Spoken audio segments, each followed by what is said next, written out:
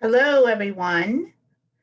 As many of you know, I'm Jane Martinez Dowling. I'm the Chief of External Affairs for KIPP, and we are so excited that you are sharing this afternoon with us.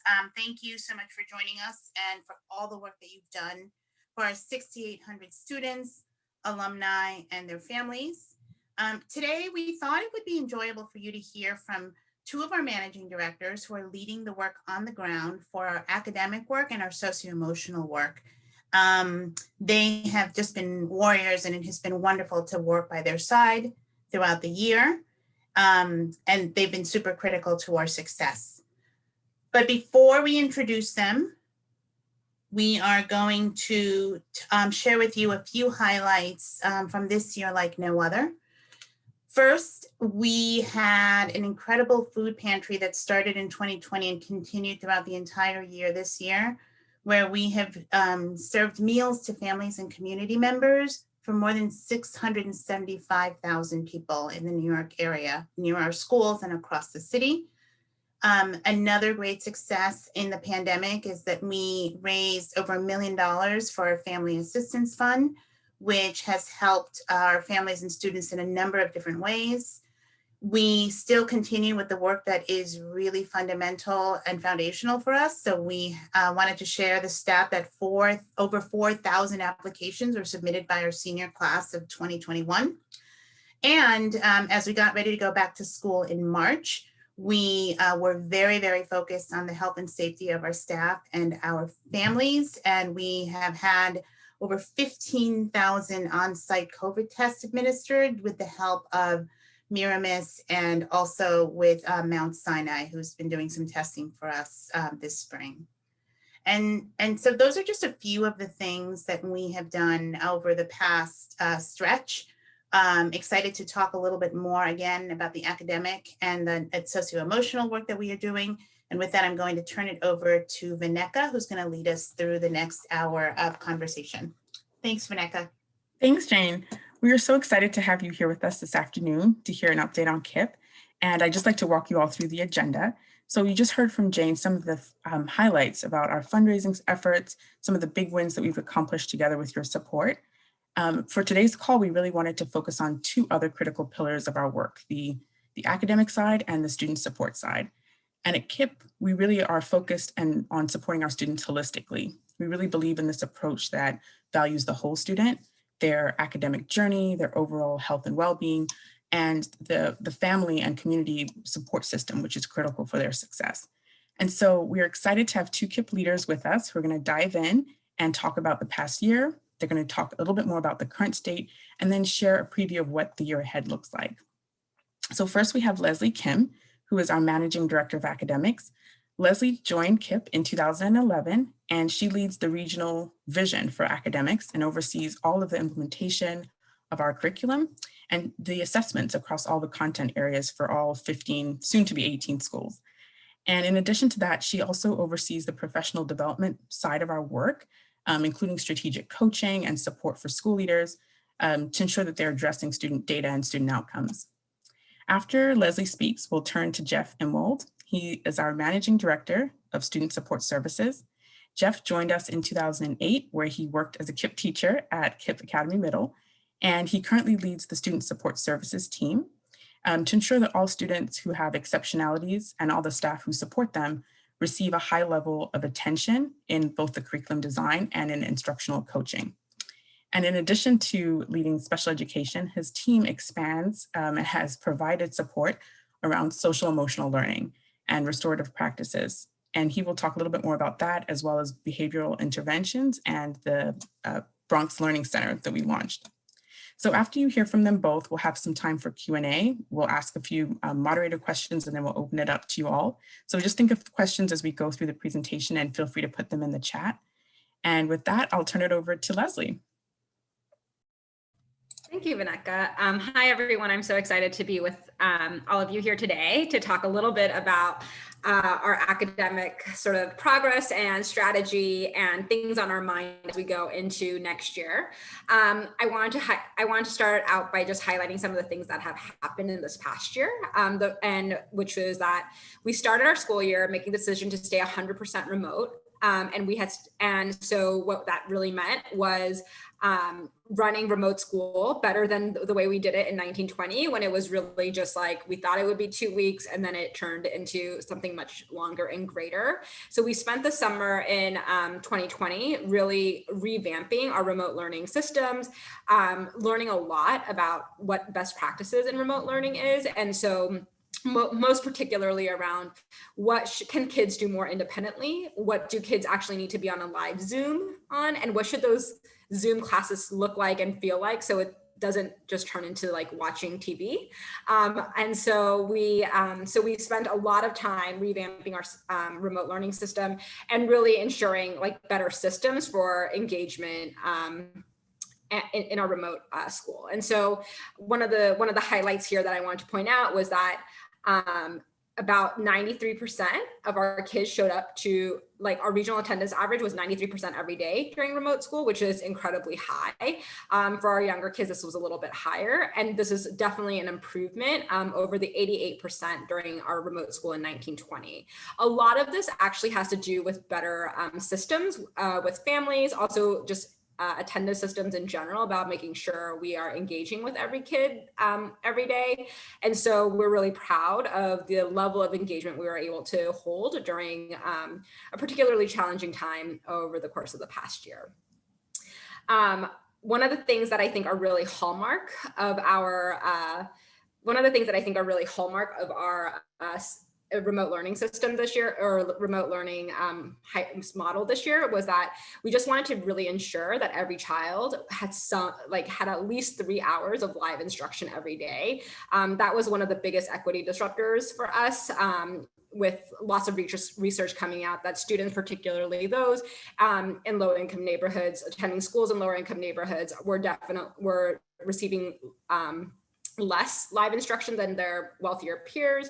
And so we wanted to really ensure a model that was giving everyone access to high quality remote education the way that we knew how to do it. And so there was lots of learning along the way, but we are definitely proud of the accomplishments that we have made.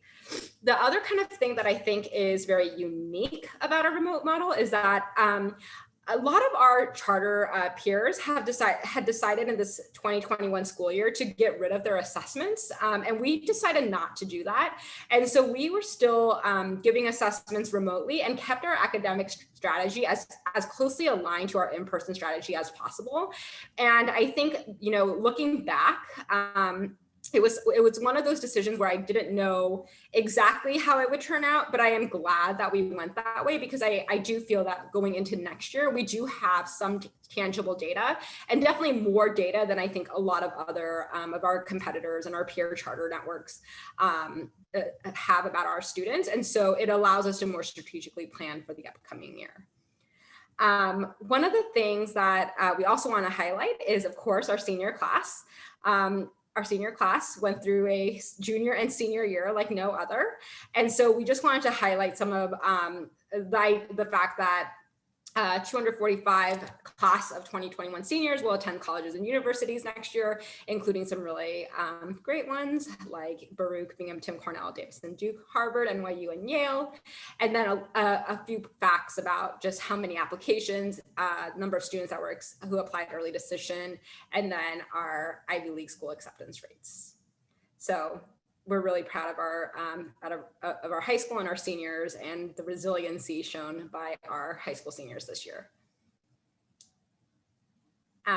Looking forward into what next year looks like. So we're deep into planning for next year. Right now, we are planning for a majority in-person start for next year. That is, of course, contingent upon a couple of things, but our goal is to have as many kids as possible in our school buildings every day next year to learn in person. And we're really thinking about what our data is telling us about our academic progress this past year and some of the perceived gaps that some of our students may have. And figuring out sort of rejiggering some of our goals and really rethinking through our strategy to ensure that we're making more than usual growth next year, to ensure that any students who might have experienced any form of like learning loss or might not have made as much progress due to remote learning will see gains when they come back into our classroom next year. So there's lots more on sort of what that work looks like and the engagement that work is taking, but that is on the top of all of our minds as we are thinking about what does next year look like in terms of academic and assessments for kids. I am going to turn it over now to Jeff, who is going to talk a little bit more about the student support services side of our work. Thanks, Leslie, and hi, everybody. I echo Leslie's sentiments. It is an absolute pleasure to be here with all of you this afternoon. And I am going to share with you a little bit of information about our student support services. But first, I want to take you on a little bit of a time machine back to fall of 2020. And in late summer of 2020, as Leslie mentioned, we made the decision that we were going to keep our schools 100% remote because of what was going on with the pandemic at that time. And we also knew that there was a population within our schools that really would benefit from an in-person instruction. Obviously, that is the case for all of our students. We know how important in-person instruction is for everybody. And we knew that because of some of the needs that our families were expressing and that our students were expressing, that we did have a population that really, really needed to be in school in person. And so I want to share with you what our solution was for that, because I had the absolute privilege of opening our Bronx Learning Center back in the fall. And so in October of 2020, we opened up with school for 230 students across grades K through 12. It was staffed by a group of 10 volunteers and by 25 part-time staff, more than half of which were KIPP NYC alumni, which was a real gift to be able to work with our alumni as they were kind of coming full circle to then support some students who were younger than they were. A couple of highlights from that. We saw that on staff surveys and student surveys and family surveys that we gave over the course of the Bronx Learning Center's life, that 100% of staff, 83% of families, and 80% of students agreed or strongly agreed that the Bronx Learning Center contributed to positive outcomes for students, positive academic outcomes, I should note, for students. And similarly, 100% of staff, 95% of families, and 84% of students agreed or strongly agreed that the Bronx Learning Center was doing everything possible to support health and safety, which again, this was from October of 2020 through February of 2021 when this was open. And so this was really through some of the most challenging months of the pandemic here in New York City. And so seeing that the families and the students who opted in to be in that space, as well as the staff who volunteered to be there, felt so positively about their experience, both academically and in terms of feeling like they were safe while they were in that space, was just really exciting to see. And it also really paved the way for us to be able to open the rest of our schools. And so we were open through the middle of February of 2021. And then 3 weeks later, we were able to open up all 15 of our campuses because of the lessons that we learned from our time running the Bronx Learning Center. And so we learned about the health and safety needs. There was just a lot that we needed to figure out about how to run a school in the middle of a pandemic, and keeping students socially distanced and masks and taking temperatures, and all of the procedures that we normally were used to having in our schools needed to be reworked and reimagined so that we could run a school during a pandemic. And we also learned a lot about what students needed and families needed and what staff needed to feel safe and to feel like they not only had their health and physical safety protected, but also that their mental health and social emotional needs were being met while going to work in person during a really challenging time to go to work in person in New York City. So while the Bronx Learning Center closed in February, it really was an absolute pleasure to have had the chance to run it. And it was really great to see what came out of that, which was that a couple weeks later, we were then able to open all of our schools and welcome many, many more than the 230 students that have been with us at the Bronx Learning Center back into our buildings across the city. So it's just a highlight on the Bronx Learning Center.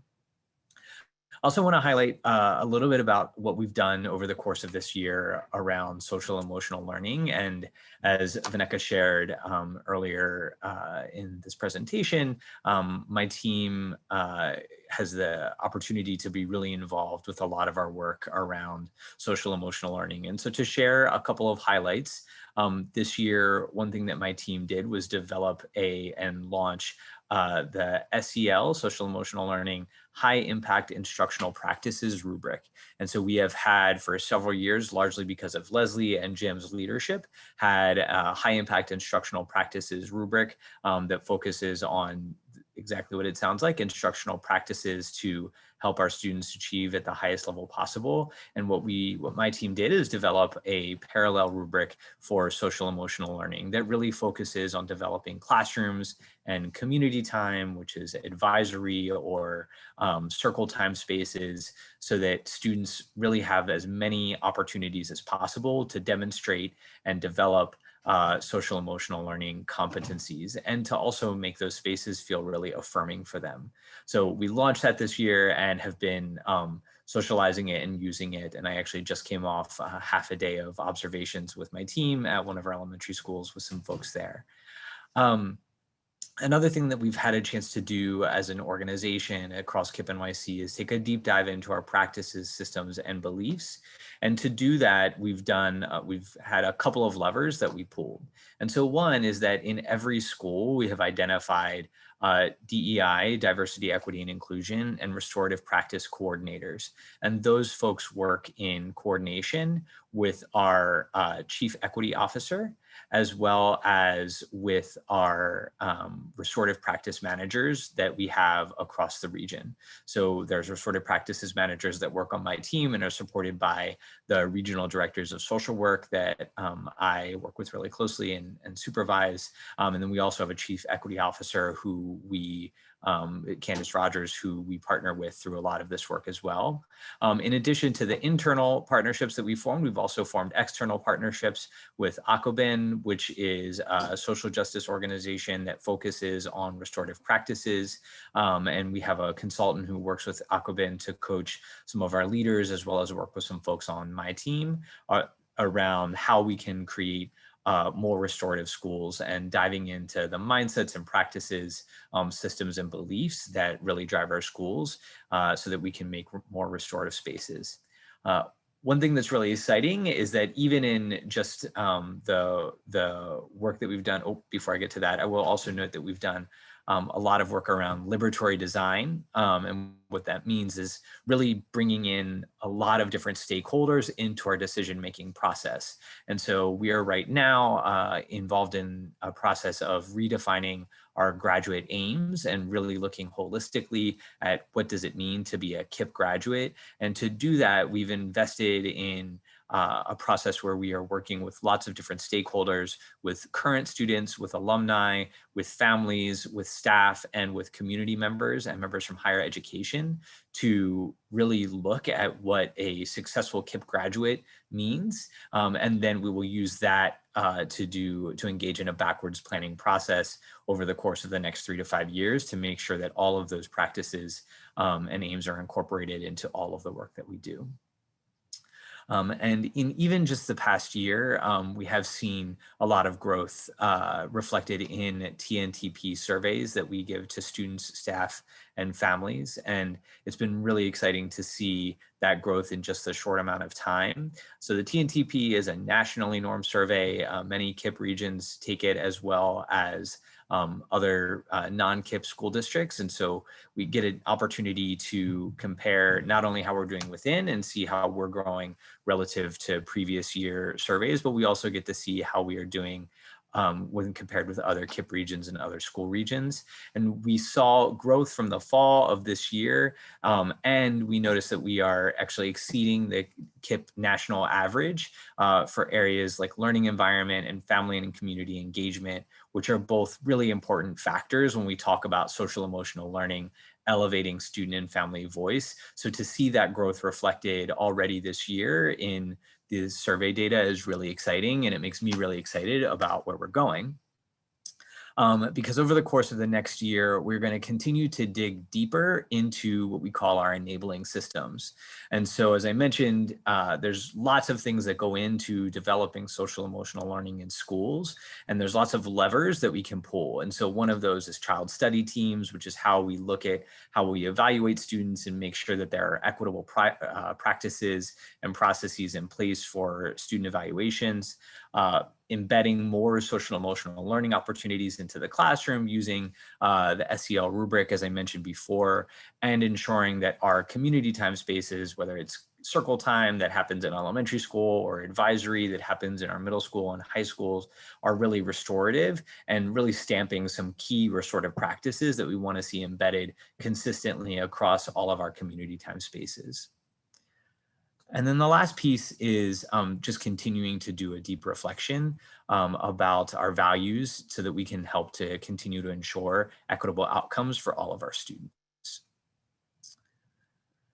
And finally, I just want to wrap up by sharing some updates about working with our students with exceptionalities. So I have the pleasure of overseeing our special education work. And over the course of the last year, we've really been focused on data-driven small group intervention. And the reason why we've really focused on small group intervention is because having large group spaces with 30 students on a Zoom call is really challenging to do, even when you've got 2 teachers in the room. In a typical classroom, what we call integrated co-teaching classroom, you may have 30 students in the room with 2 teachers, and there's a lot that you can do there, but that doesn't exactly parallel into a Zoom classroom. And so we've really focused on what small group intervention looks like over the past year. In addition, we've also trained our middle and high school teachers on evidence-based learning literacy interventions, specifically Orton Gillingham and guided reading. We haven't always had the same need around literacy intervention in the middle and high school spaces that we have over this year. And so we've trained all of those folks and we'll continue to train a new cohort of folks for the coming year on how to address the literacy needs of older students.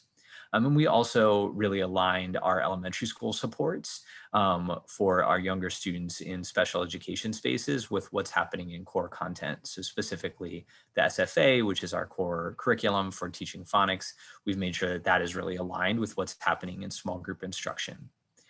And what's really exciting is that we have seen that our students with exceptionalities are keeping pace with their general education peers. And so we've really been focusing on mitigating learning loss as a result of remote learning. And what we're seeing is that our elementary school students with exceptionalities are growing at roughly the same rate as their non-disabled peers. So a lot of my work is thinking about this through an equity lens and making sure that outcomes for students with exceptionalities are equitable for when we compare them to how their non-disabled peers are doing. And when I see that they are growing at a rate that's within 5% of their non-disabled peers, that makes me really excited for what we're doing at the elementary school space to keep those outcomes pretty aligned. I mean, we also, while we're in the final rounds right now of finalizing our reading data, at our last round of reading data, which was in February, March, we could see that even at that point, 42% of our middle and high school students with exceptionalities had already met their end of year reading growth goals. So, 42% is not where we want to be, but the fact that 42% had made it there by midpoint in the year was really exciting and makes me hopeful for what we'll see for our end of year data coming up shortly. And for next year, we are going to really dig into focusing on giving all students access to Tier 1 curriculum. And Tier 1 is what they get in their core content classroom. So we're really focusing on making sure that all students get access to that, and then providing targeted evidence-based interventions to the students who need it. So we know that some students are going to need additional intervention in order to get that access. And so we're going to continue to provide that small group instruction when students need it. And I'm also really excited that we are expanding reading intervention support in middle school. As exciting as it's been to see our elementary school students keeping pace with reading growth, there still is a reality to the impact that remote learning has had on some of our students. And so we know that some of our students are going to be entering 5th grade at a lower reading level than what they typically would be. And so we are going to really continue to focus on our efforts to expand reading intervention support at the middle school level. And that is everything. Thank you both so much for sharing your perspectives and your work. I wanted to just encourage everyone to put your questions into the chat. We have a few already to kickstart, but we'd love to also hear from you. So Leslie and Jeff, would love to first just dive in and get your perspective on what you feel overall the pandemic has really taught you about our KIPP community and our students. I can start. As Vaneka shared, this is my 13th year with KIPP and going on 14. And I have never been more certain of my career choice than I have over the past year. As challenging as the last year has been, I was intentional in titling one of my slides, "Find a Way or Make One," because that is really a mantra that we really live by. And what I saw over the past year is that everybody in this community, the staff, the students, the families, we really committed to finding a way or make one. And there's a real love of learning in this space. And when it was really hard to find ways to teach and to learn, we found a way. And that's what I don't know if I would say that's a new learning, but it really reiterated something that I already felt. Leslie, what about for you? Yeah, I think for me, the thing that I mean, it's insane to sort of think about what actually happened when now, like looking back, we are now entering our last week with kids next week. And so I've been doing a lot of like looking back, looking forward, kind of just thinking. And when I think about what it was like at this time last year and the amount of unknowns and just how, just knowing that like something was going to be different, but to not knowing to what extent it will be different. And so I think like there is just, you know, to Jeff's point, like this idea of like find a way or make one is like one thing. And then I just think like we are a big organization with lots of teachers, lots of families, lots of kids. And it's really hard, I think, to be so nimble. We used to be much more nimble when we were smaller. And now we are at this size where it like, you know, change takes time.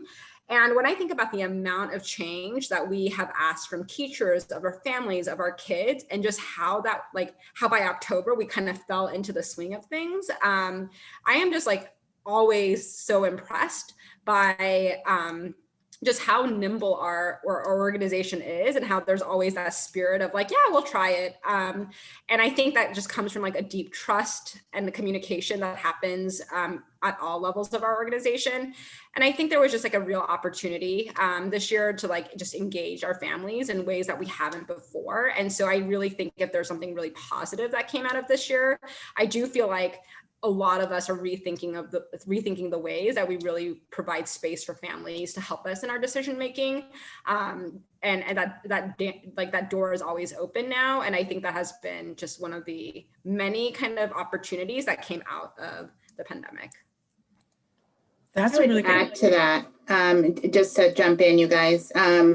You know, we recently had retooled our mission statement at the national level to really talk about doing our work together with families and students and our stakeholders. And we really put that into action this year. We didn't make many decisions without very deliberate input from parents through surveys, through meetings. We have 2 councils that we started this year, both on the advocacy front with families, but also with our alumni, which we are growing. And so, you know, just really wanted to put a stamp on what Leslie said, that for me, the biggest finding was that we now have this really collaborative approach. And I've been working with Jeff and his team that's been doing the KIPP work, the design thinking work. It is just been really transformational, and we're very hopeful that that's kind of really going to set the bar for the future as we make decisions and strategy and build strategy. Those are all really good points. And I would love to hear from you all. What do you think about some of the lessons? I think, Jane and Leslie, you both touched base on this already, but some of the things that you feel we've learned through this pandemic that will keep with us and carry through moving forward. I mean, I think for me, my biggest personal learning is not actually, so I think when we started this summer, like I think we were facing two very major challenges within our organization. The first one was around pandemic, remote schooling, all of that stuff. I think the second one was our commitment to Black Lives Matters. Like, I think this idea, we started this summer really thinking about if we wanted to truly live out this vision of being an equitable organization and really putting equity at the forefront of everything that we do, what does that mean? And that is like a harder question than like, what learning management system do we need to use to make sure our kids are coming to remote learning? And I think this is like something that nationally, like for-profit, nonprofit, they all made a commitment to. And it's like 1 year later, where are we? And to me, I think the things that I learned through that process, and I think Jeff talked about a lot about it with our KIPP work, but we also started taking like a working group approach to the way that we make changes in our curriculum. We did an audit of like the texts that we selected, so we spent a lot of this year actually doing a lot of behind the scenes work to set us up for this work. And because of that, I think there was a marked difference in like end of year surveys about teachers feeling involved as part of that process, and families getting an insight to that process. And that is much harder to do, and it takes a longer time.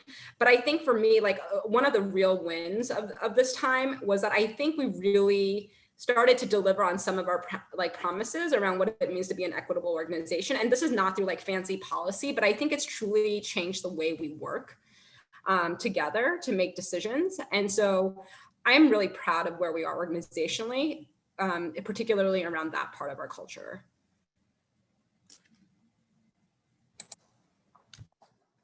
Yeah, I would co-sign what Leslie said. I think that while there are certainly some very practical things that we will take away from remote learning, and I actually think that there is a lot that we can take from this that can be really fantastic when we go back into classrooms full time. And there's a lot that it makes me think about through my lens about how do we support students with low incident disabilities, with people who are maybe in other buildings, but supporting students in there and how they can do remote support. So there's a lot there. And I think that the number one thing that's actually going to drive all of that has been our commitment to equity, our commitment to how we support our Black and Brown students, how we are thinking about equity in every sense of the word. And so when I think about my work in particular for special education, right, and the overrepresentation of Black boys who receive special education services. And it also makes me think a lot about like, what do our referral services look like? And one of the things I talked about was one of the enabling systems is child study. Like, that is all tied into our commitment to equity. And I think it gives us an opportunity to just reimagine and reflect on every practice that we have to ensure that that equity lens is built in. Absolutely. And when you both think about, we have on the call some of our most loyal supporters and funders. And so if you were to have unlimited resources in that kind of a world, what are some programs or a project that you would really want to just invest in? Jeff, I'll let you go first on this one. There's a lot that I can think of, but I would say the number one thing that comes to my mind right now is just around how we are supporting all teachers in understanding working with students with exceptionalities. We, even among our students who are our staff who are special education teachers, we have some incredibly talented special education teachers across the region, and we have I would say almost all of them are extraordinarily committed to the work. the reality is that a lot of our special education teachers are often some of our folks with the least experience in teaching. And so when I think about the needs across the board, the need to support our kids with exceptionalities really comes to the forefront with teacher training, with professional development opportunities, with just additional opportunities for coaching. And the same, I would say, remains I could say as well for understanding social emotional learning in the classroom, but just building out that expertise through professional learning opportunities for teachers, for leaders, and for other regional folks is one that comes to mind. And then just also right now, as we think about what our teacher recruitment pipelines are, we are really in a different situation this year than we have been in the past for recruiting staff.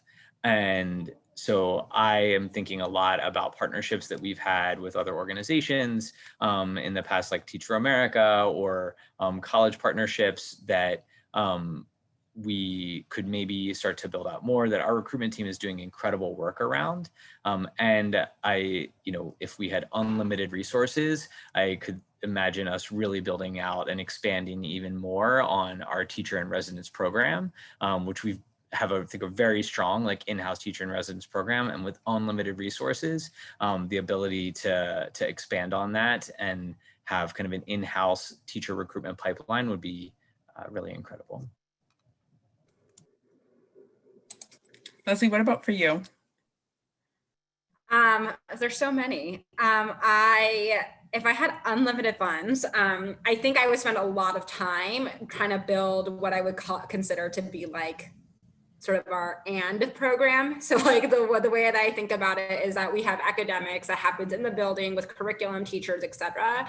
And then I think there's a certain richness that comes with like all the external things that are available to kids. So I think about our STEM program and their access to having robotics, their access to having computer science, their access to having something like data science.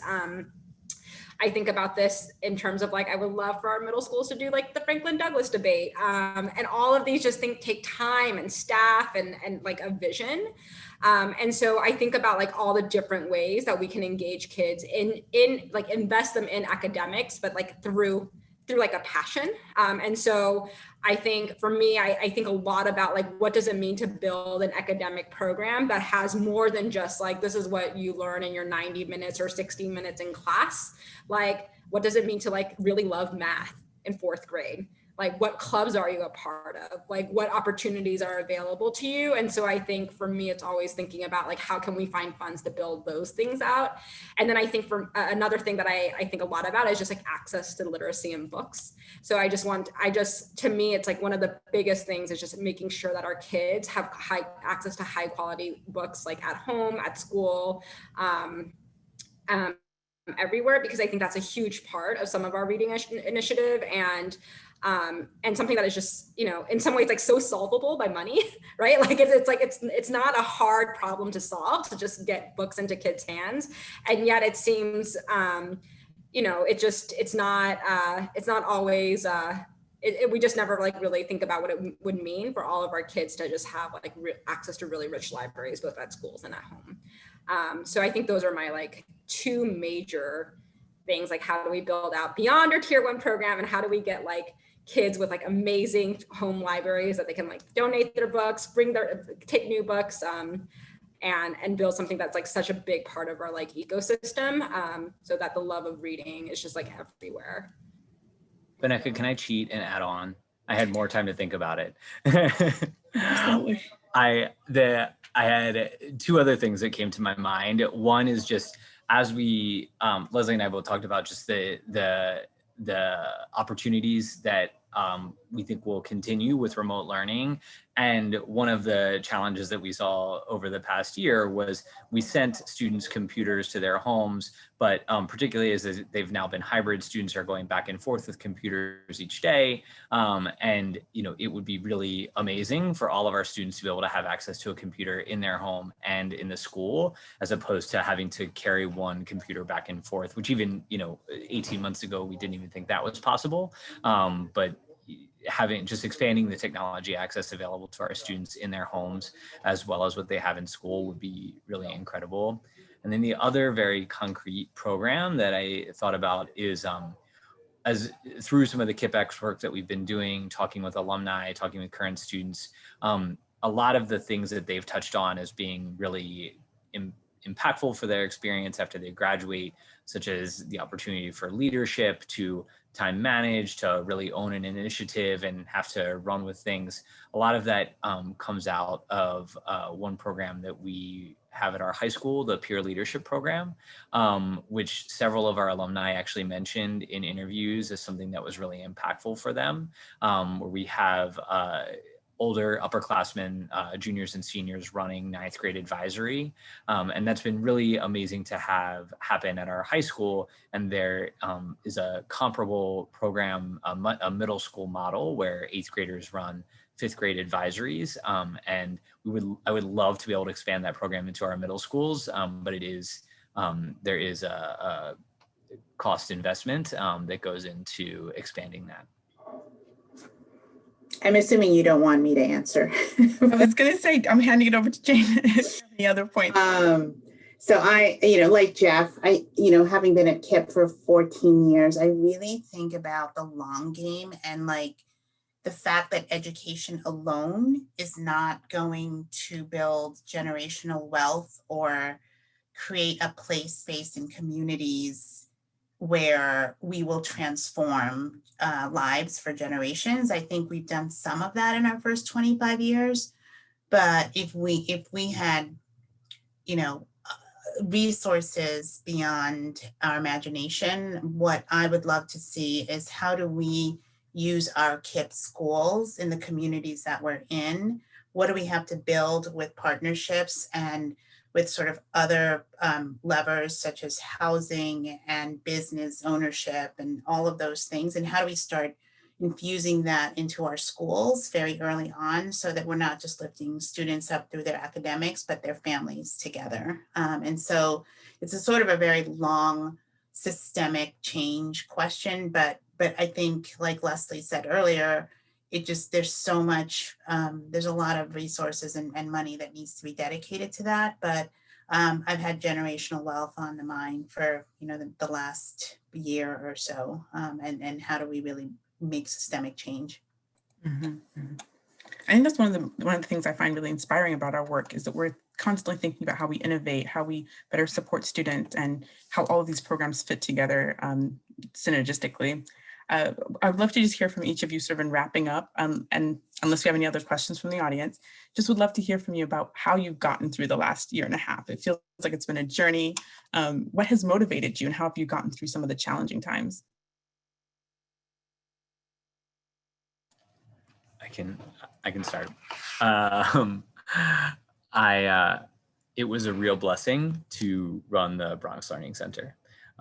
It was, I will note, challenging because my other work didn't go away, but it was really a blessing to have had that opportunity. I have a background in middle school and high school and have not worked as much with elementary school. And we had kids in the building K to 12, but what a gift it was to be a part of a student's first day of school ever, to have been in students' classrooms for their first day of kindergarten in person was just a real gift.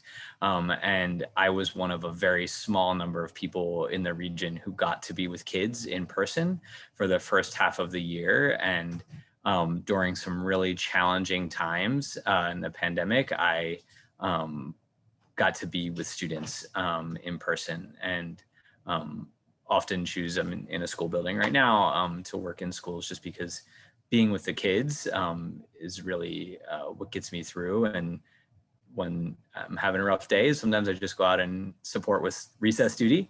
It is just a nice reminder of the joy of working with young people. I didn't get to be in schools as much as Jeff has this year, but I think going into schools is always like really remotivating because you can see the impact. I think what made it really hard this year is that you don't get to see kids every day, right? I think normally in this job, it's like, yeah, I do all this stuff, but then I get to spend the majority of my time in classrooms with teachers, with kids, and it feels good because you're a part of a physical community, and it's hard when that's not the case.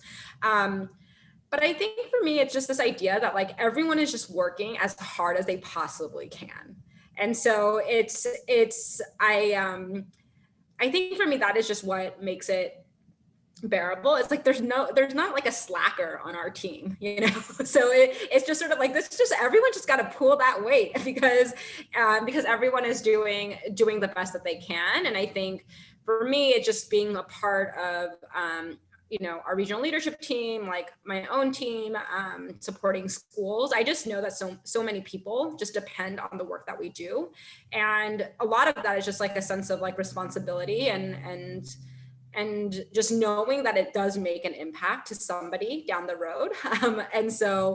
And that there's lots of people relying on you and you're relying on them. And so to me, it didn't feel like, it just feels like when, there are hard years and there are good years. I think like Jane and Jeff, I've been with KIPP for a really long time, and there are like years that I've been at KIPP that I thought were like the worst years ever, and there's years where I'm like, that was the best year ever, and I think it was just part of that ebb and flow. But yeah, I think for me, it's just always knowing that everyone around me is working the hardest that they can. And that's really motivating and inspiring, at least to me, to know that it's like, you're not in a silo, that you're doing this work with lots of other people. Jane, what about for you? So I echo everything that Jeff and Leslie have said. I just have these memories of us getting on Zoom calls every single morning for months on end, and everyone was there, not at 9 o'clock, but like at 8:57, and sharing like 3 minutes of like what brings them joy or what they're struggling with, or Jeff had some crazy thing that he had these incredible like backgrounds every day, and we'd all be like, okay, what's he bringing today about Disney? And so the joy that came in a state of utter emergency and terror and not knowing like, oh my gosh, what are we going to do tomorrow? It was just really soothing to be with the people, who are in the room building the schools for the students. So that's one. And then the second thing that I will say that speaks to the folks on this call is, as the fundraising team and the external relations team, I remember being pretty terrified with Vaneka, who had been 1 month into the job, saying, okay, we don't even know if we're going to be able to raise any money. We're in a pandemic. Everything is like literally just working with the finance team. And all of the things that you have heard about today that were innovations that happened in the last 15 months happened because of the investments that our long-term donors gave to us. Everything from partnerships around mental health, to an enormous grant for the Learning Center, to lots of work around and lots of funds to our racial equity work. I mean, it's endless, to the food pantry that we have kept going for over a year. So that was pretty astonishing to see the level of commitment that our investors and our funders had in our work. And instead of really thinking about like, oh my gosh, how are we going to pull back? It was like we were able to give so much more in a time that people really needed us. So those are my two. There's lots more, but I think Jeff said it earlier. I've never, ever been so happy to be a part of this organization, and so proud. And all of you in the audience are part of that. So thank you so much for joining us. Thank you to Vaneka and the team for everything that they have done. We are a mighty small team of 9 across communications, advocacy, and fundraising. So really happy to partner with the folks on this call to get the work done, especially with our incredible academic and socio-emotional leadership. I mean, you can just see that basically if everything crashed tomorrow, Leslie and Jeff would still keep it going. So thank you all. Enjoy the afternoon, and we are deeply, deeply grateful for your support.